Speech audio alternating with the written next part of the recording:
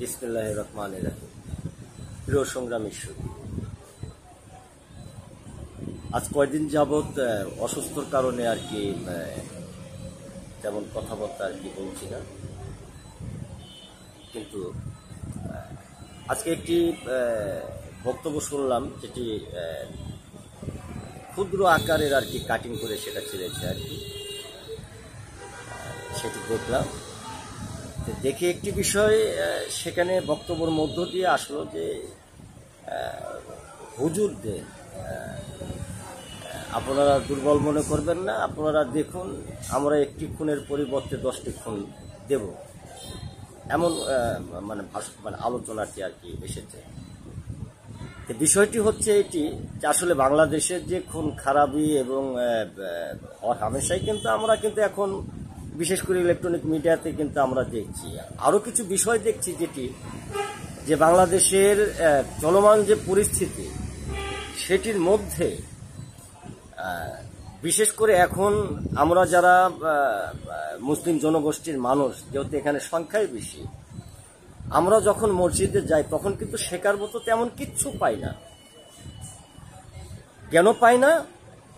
কেননা সেখানে শুধু জিহাদ জিহাদ জিহাদ জিহাদ ব্যতীত এই ধরনের আলোচনা ছাড়া আর রাজনৈতিক আলোচনা ছাড়া মসজিদগুলোতে আসলে এখন আর তেমন কোনো সেই সুশিক্ষায় স্বীকৃত করা হয় না। এবং যে রাসূলের যে আসলে মূলনীতি, যে তুমি খাবার আগে একজনকে জিজ্ঞেস করো তোমার পার্শ্ববর্তী বাড়ির ব্যক্তিটি আসলে তিনি তার পরিস্থিতি কেমন যাচ্ছে সেই বিষয়ে তুমি খোঁজ খবর নিও, এই ধরনের আনুষঙ্গিক যে অনেকগুলো বিষয় রয়েছে আর কি, যেটি আর কি বিশেষ করে আমার রাসূল পাক সাল্লাল্লাহু আলাইহি সাল্লাম তিনি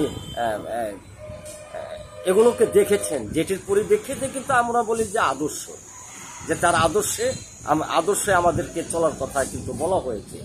যে সেই দিকগুলো এখন আর আমরা সেই হুজুরদের কাছ থেকে পাই না, আর পাই না বিদায় আমরা যেটি দেখি যে আসলে প্রতিটি পরিবারের মধ্যে এখন ভাই ভাইয়ের বিরুদ্ধে চলে গিয়েছে, ভাই তার মাকে ভাত দিচ্ছে না, ছেলেকে ভাত দিচ্ছে না, সন্তানকে ভাত দিচ্ছে, এমন একটি মানে বিশৃঙ্খলা প্রতিটি ফ্যামিলিতে আমরা এখন দেখছি আর কি। আর বিশেষ করে কোনো ফ্যামিলি এখন আমার মনে হয় যে কটি আছে তা জানি না, যে যারা এখনো সেই একটি পাতিলে বসে 2 ভাই থাকলে 3 ভাই থাকলে তারা একই পাতিলে বসে সেখানে খাবার খেলো, এই ধরনের বিষয়গুলো আমাদের এখন আর তেমন নজরে পড়ে না। এগুলো তো আসলে আমরা যারা বিশেষ করে ছোটবেলা থেকে যারা মসজিদ মাদ্রাসায় যাই, আমাদেরকে কিন্তু এই শিক্ষাগুলো কিন্তু অনেক সময় কিন্তু এই হুজুররাই কিন্তু দিয়েছেন এবং তারা বলেছেন। অনেক বক্তাও কিন্তু, যেমন আমরা 80 দশক বলেন, 80 দশকের পরবর্তী সময় বলেন, 90 দশক পর্যন্ত কিন্তু আমাদের এই ধরনের কিছু বক্তব্য নিয়ে এসেছি কিছু হুজুর ছিল, তখন আমরা দেখেছি আর কি, যাদের দিয়ে আমরা ওয়াজ মাহফিল এগুলো আর কি করাতাম। এখন প্রশ্ন হচ্ছে এটি যে আসলে খুনের পরিবর্তে যদি খুন করাই যায় তাহলে রাষ্ট্রের আইনের কি দরকার?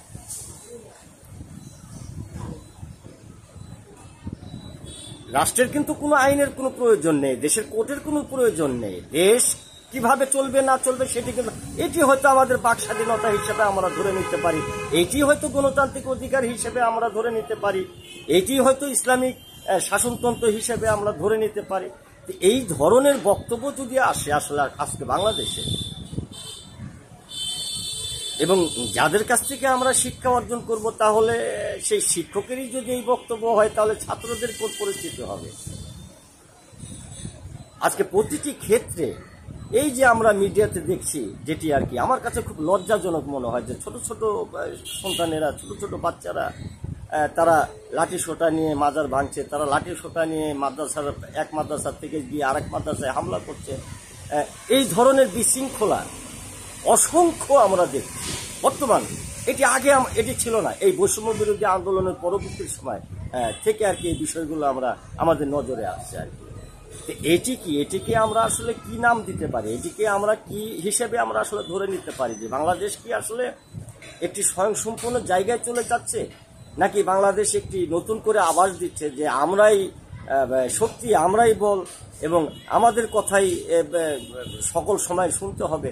এই ধরনের যদি ব্যবস্থা যদি বাংলাদেশে থাকে তাহলে আমার মনে হয় যে আমরা যতটাই কষ্ট করেছি এই আইনের সুশাসন প্রতিষ্ঠা করার জন্য, বিচার বিভাগের স্বাধীনতার জন্য, মানুষের গণতান্ত্রিক অধিকারের জন্য, এবং মানুষ যাতে সুস্থভাবে তারা চলাফেরা করতে পারে, সুস্থভাবে যাতে তারা জীবনযাপন করতে পারে, প্রতিটি মানুষের কর্ম জীবন যাতে সুখময় হয়ে ওঠে, সেই দিকগুলো কিন্তু আমরা কিন্তু পাচ্ছি না, এবং এটি সম্ভব হবে না আমার যেটি মনে হয়। তো বিশেষ করে আসলে এই ধরনের বক্তব্য একটি লজ্জাজনক, এই ধরনের বক্তব্য মানুষকে উস্কিয়ে দেয়। এই ধরনের বক্তব্য যদি আসে তাহলে আমরা যে আসলে এই বইয়ের ভাষায় আর কি যেটি আমরা পড়েছি যে একটি মৌলবাদ একটি শব্দ, এটি কিন্তু আসলে অনেকে মনে করে মৌলবাদ শব্দটি আসলে কি শব্দ। তো সেটি কিন্তু বিশেষ করে যারা দেশের শিক্ষিত সমাজ রয়েছেন তাদেরকে কিন্তু এটির বিষয়ে কিন্তু জ্ঞান দিতে হবে না।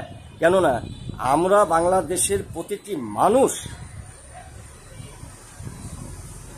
তাদের মধ্যে মৌলবাদ বাস করে, এবং কারো সংখ্যাই বেশি, কারো হয়তো সংখ্যাই কম। এটি একটি যোগের উপরে আর কি আমরা যেটা সায়েন্স হিসেবে আর কি আমরা মেডিকেল সায়েন্স হিসেবে সেটি নিয়ে আসি।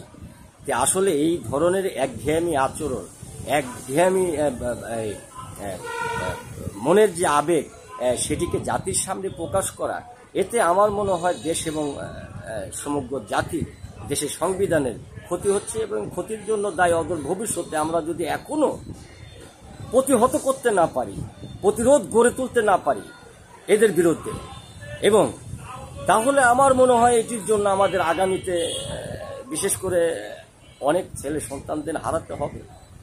কেননা এখন তো যেটি দেখছি আর কি, যে আমাদের ছোট ছোট বাচ্চাদের আসলে আমরা লেখাপড়া করার জন্য, শিক্ষার জন্য, সৃষ্টিকর্তার ভয়ের জন্য যে মাদ্রাসাগুলোতে দেই, সেই সন্তানই এক সময় দেখা যাবে যে সেই লাঠি নিয়ে সেই হুজুরের নেতৃত্বে তারা বেরিয়ে আসবে রাজপথে, হুজুরের নেতৃত্বে বেরিয়ে এসে তারা মসজিদ ভাঙচুর করবে, ভাঙচুর করবে, মাজার ভাঙচুর করবে, মসজিদ থেকে বেরিয়ে এসে। কারণ তাদের মধ্যে যে একটি জিহাদি মনোভাব, সেটি কিন্তু ক্রমশ কিন্তু ঢুকে যাবে। কেননা তখন আর আমাদের হয়তো তাদের ফিরে নিয়ে আসার মতো কিন্তু কোনো উপায় থাকবে না।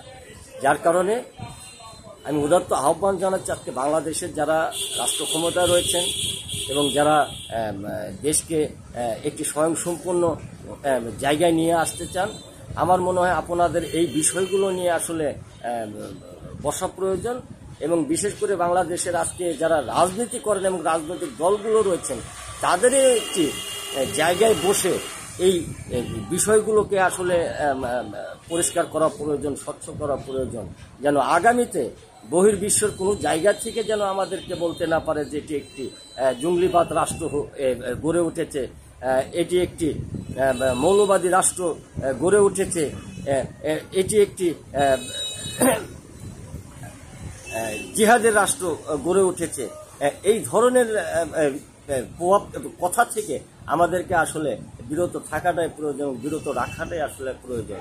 এবং এটির জন্য একমাত্র দেশের প্রশাসন যারা রয়েছেন, দেশের রাষ্ট্র ক্ষমতায় যারা রয়েছেন, দেশের রাজনীতি যারা করেন, তাদের খুব এটা গুরুতর দায়িত্ব। এখান থেকে আপনারা কিন্তু পিছপা হয়ে কিন্তু ফিরে যেতে পারেন না, কেননা আপনারা এই দায় কিন্তু এড়িয়ে যেতে পারেন না। যে সেই বিষয়গুলো আসলে অতি গভীর মনোযোগ সহকারে যদি নিয়ে একটি সিদ্ধান্ত নেওয়া যায়, তাহলে এখনো সময় রয়েছে দেশের নতুন প্রজন্ম যারা হবে তাদেরকে আসলে রক্ষা করা যাবে। সকলকে ধন্যবাদ।